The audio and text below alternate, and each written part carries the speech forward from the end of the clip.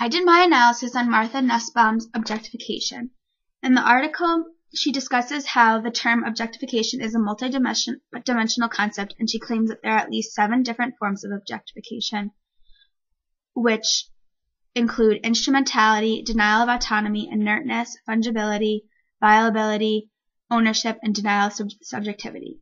Nussbaum's article focuses on the idea that objectification is to treat a human being in one or more of these ways. She defines objectification as taking on 2 forms, one that is morally problematic and the other which is not morally problematic. Nussbaum argues that not all of these forms of objectification are problematic based on the idea of context and the rules of context. She specifically analyzes the work of Kant's and Dworkin and McKinnon's critiques of objectification and disagrees with some of their claims.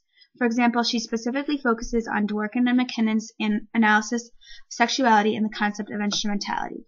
According to Dworkin and McKinnon, sex within a male-dominated culture is likely to be objectifying for heterosexual partners, and that there is always a denial of an individual's free will and lack of reciprocity. Nussbaum recognizes that in some instances, instrumental use of an individual can be morally problematic, but not in all cases, and that it strongly depends on the context of the relationship, and more importantly, she recognizes the role that context plays in all forms of objectification. For example, Nussbaum just argues how the use of a partner's stomach as a pillow can be seen as instrumental objectification, which is not morally problematic, if one does so with permission and without causing harm. The context of the relationship, Nussbaum argues, is crucial when discussing objectification.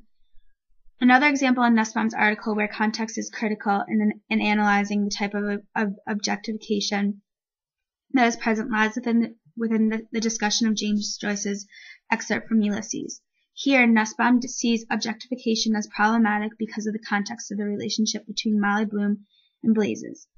Nussbaum discusses how Molly's consideration of Blazes' bodily parts present and the denial of subjectivity where Blazes' feelings are never taken into account, and fungibility where Molly refers to Blazes' body parts as being replaceable or interchangeable, for example, with those of a stallion's.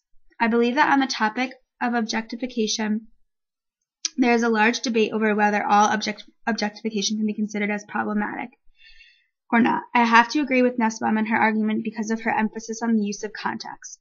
For example, yes, I do think that many feminist theorists like Dworkin and McKinnon bring up important arguments when dealing with issues of the objectification of women, especially when referring to mainstream society and how many women are portrayed within the media. For example, many women's bodies are exploited and viewed as objects. However, I think that a large problem within the feminist movement exists within the idea that it is a movement and an attempt for women to gain more power than men, when it is really a movement based on empowerment and equality amongst all individuals, regardless of gender. This idea is supported within Nussbaum's article because she recognizes both participants as objects and in need of meeting their sexual desires within sexual acts. She focuses on the idea that there are multiple ways in which one can be objectified, and that it is not solely females who are at the receiving end of objectification.